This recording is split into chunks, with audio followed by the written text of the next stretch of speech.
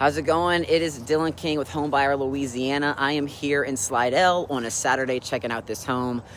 This family, they want to downsize and they also want to relocate closer to family that lives in Chalmette. So they're ready to just hop out of Slidell pretty quick. The house is outdated. It's missing flooring. You know, the AC is new, but the roof actually has a hole in it. So we have blue tarp here on the roof and on the interior of the sheetrock where that damage was done from the hole in the roof.